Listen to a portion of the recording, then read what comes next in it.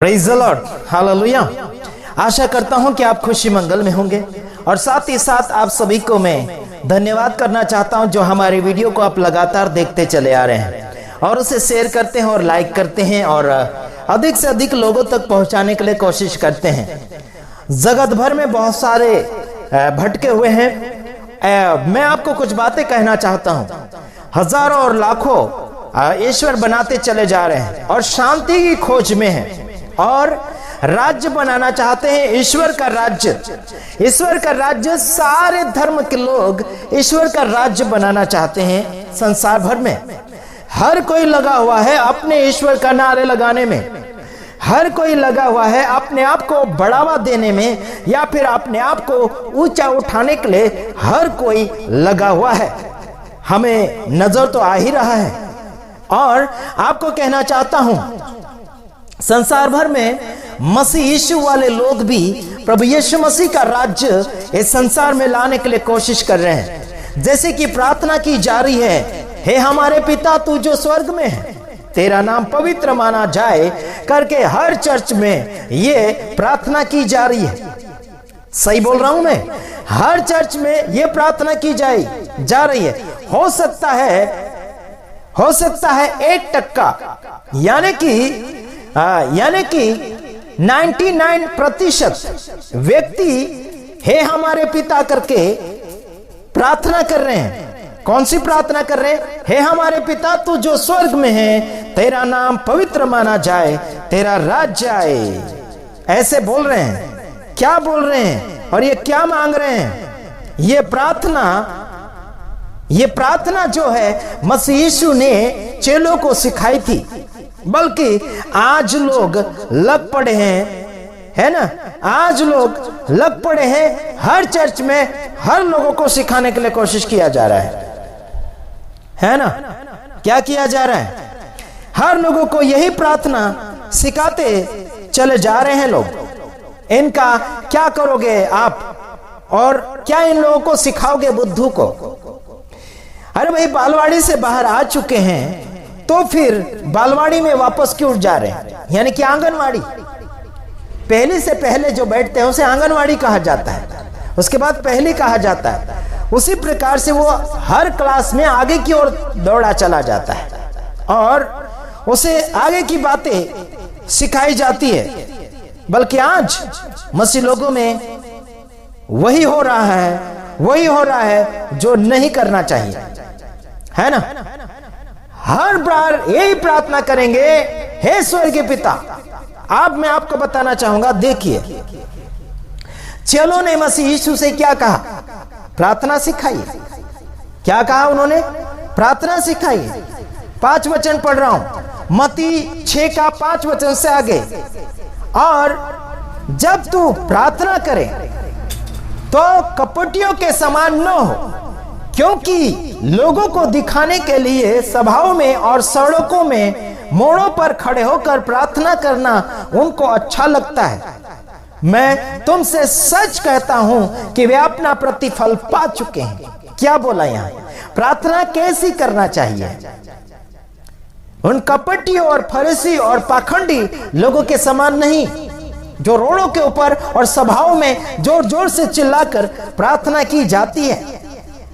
ये दिखावा कर रहे हैं। आजकल संसार भर में हम भी देख रहे हैं, बड़ी बड़ी सभाओं में चिल्ला रहे हैं, मोड़ों पर चिल्ला रहे हैं। आजकल तो मोबाइल का जमाना आ गया, जहां वहां हल्लो हाय पर लग गए प्रार्थना करने के लिए, जहां वहां लग गए, है ना? क्या हो रहा है ये? क्या गुप्त है ये? बिल्कुल नहीं। ध्यान से देखिए। परंतु जब तू प्रार्थना करे तो अपनी कटोरी में जा और द्वार बंद करके अपने पिता से जो गुप्त में है प्रार्थना कर, और तब तेरा पिता जो गुप्त में देखता है तुझे प्रतिफल देगा। क्या देगा? तुझे प्रतिफल देगा। लेकिन इनको तो कुछ और चाहिए। आगे मिल ही जाएगी वो बातें। 8वां वचन, सो तुम उनकी नाई न बनो, क्योंकि तुम्हारा पिता यानी कि तुम्हारा पिता तुम्हारे मांगने से पहले ही जानता है कि तुम्हारी क्या क्या आवश्यकता है, क्या क्या आवश्यकता है। हेलो, क्या क्या आपको जरूरत है आपका पिता पहले जान जाता है। हाँ, आगे देखते हैं 9वां वचन। प्रार्थना शुरू हो रही जो प्रभु यीशु ने लोगों को सिखाया ना, चेलों को। सो तुम इस रीति से प्रार्थना किया करो, हे हमारे पिता तू जो स्वर्ग में है, तेरा नाम पवित्र माना जाए। क्या नाम माना जाए? पवित्र माना जाए करके प्रार्थना करो। ऐसे करके शिष्य लोगों को, चेलों को सिखाया उस समय। लेकिन आज संसार भर में यही प्रार्थना हो रही है, कलीसियाओं में ज्यादातर। तेरा राज्य आए, तेरी इच्छा जैसी स्वर्ग में पूरी होती है वैसे पृथ्वी पर भी हो। क्या क्या कहा?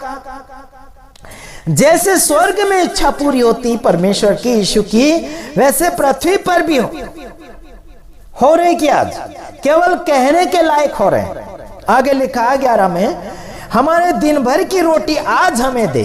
कितने दिन की? दिन भर की रोटी आज हमें दे। क्या मांग रहे हैं लोग? रोटी, कपड़ा, मकान, दुनियादारी? बिल्कुल नहीं मांगना चाहिए। हाँ जी, आत्मिक रोटी की बात हो रही। आत्मिक रोटी मांगना चाहिए, आत्मिक राज्य आना चाहिए, वो भी आत्मा में आना चाहिए। हाँ, और जिस प्रकार हमने अपने अपराधियों को क्षमा किया है, वैसे ही तू भी हमारे अपराधों को क्षमा कर। सामने वाले पापी को माफ किया, वैसे ही खुद के पाप को भी क्षमा के लिए बात हो रही है। और हमें परीक्षा में न ला, परंतु बुराई से बचा, क्योंकि राज्य और पराक्रम और महिमा सदा तेरी ही है। आमीन कहा गया लास्ट में। काय से बचाओ? किससे बचाना चाहिए, है ना? आमीन कहा गया।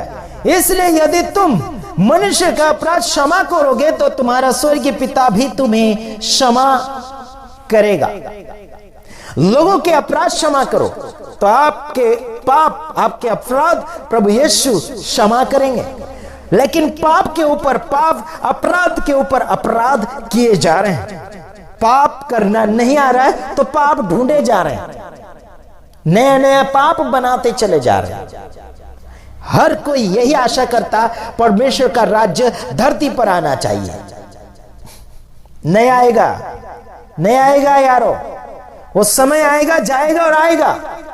वो यहां से जाएगा और फिर आएगा, तब जाके राज्य, है ना?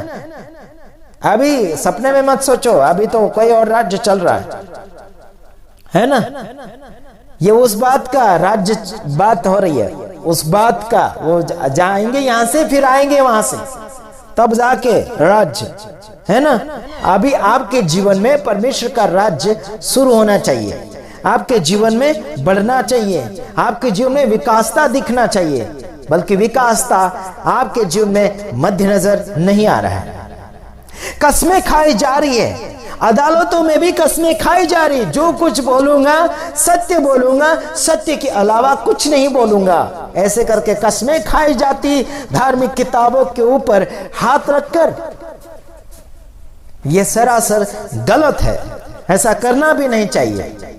हाँ जी, वादे के ऊपर वादा किया जा रहा है और वादे निभाने वाले बीच में टपकते चले जा रहे हैं। टपकान शुरू हो चुका है, बदलना मुंहफेर हो गया है। वही प्रार्थना करेंगे हर रविवार को या फिर शब्बात दिन, हे हमारे पिता, ऐसे करेंगे, है ना? अरे तुम्हारा पिता अगर बना है वो, तो उसकी बात मानो, उसकी बात के अनुसार चलो, तब जाके आपका पिता वो बनेगा। राज्य का तो सपना मत देखो अभी, है ना, कि उसका राज्य आ जाए। सपना मत देखो, अभी होगा भी नहीं वो राज्य। तुम मर जाओगे, तुम्हारे बाप दादे मर जाएंगे, तुम मर जाओगे, तुम्हारे बच्चे मर जाएंगे, तब तक उसका राज्य नहीं आएगा। क्यों नहीं आएगा? क्योंकि आत्मिकता नजर नहीं आ रही है, नहीं नजर आ रही है, बिल्कुल नहीं आ रही है। हाँ जी, 90%, 90% पाप की जिंदगी में दौड़े चले जा रहे हैं, जानबूझकर दौड़े चले जा रहे हैं। मांग मांग मांग मांग कर रहे हैं, भीख मांग रहे हैं, बस ये दे दो, वो दे दो, ये दे दो, वो दे दो, ये दे दो, वो दे दो कर रहे हैं। क्या कर रहे हैं? दूसरा लूटे, लूटने के ऊपर लूट, लूट के ऊपर लूट, भगवानों को भी पटाने के लिए कोशिश कर रहा है। कोई तो मुर्गा दे रहा, कोई तो पैदल जा रहा है, नंगे पैर जा रहा है मिलने के लिए, दर्शन करने के लिए, कोई तो कपड़ा डाल रहा, कोई शरीर को जला रहा, कोई क्या जला रहा है, कोई मोमबत्ती जला रहा, कोई अगरबत्ती जला रहा, कोई और कुछ जला रहा, कोई और कुछ बलिया दे रहा है ईश्वर को खुश करने के लिए। ईश्वर तुम ऐसे ऐसे दानों से, ऐसे भेंटों से, ऐसे बलियों से नाराज है, खुश नहीं है। दोहरा दिया उसे फिर दोहराते हो, उससे परमेश्वर नाराज है, खुश नहीं है। परमेश्वर को खुश करना चाहते हो तो परमेश्वर की आज्ञा माने, उसकी बातों को फॉलो करें, उसके अनुग्रह में जीने के लिए कोशिशें जारी रखिए। इसी में आप सबका भला होगा, आप सबका विकास होना चाहिए। सभी लोग यही आशा करते हैं, बल्कि यहां पर टांगे के ऊपर टांगे खींची जा रही है। क्या हो रहा है? रोना मिलेगा लास्ट में, कुछ नहीं मिलेगा। अभी हंस रहे, नाच रहे, कूद रहे, मौज मस्ती कर रहे, लीला कीड़ा कर रहे, लूटपाट कर रहे, अभी आपको खुशी लग रही है। लेकिन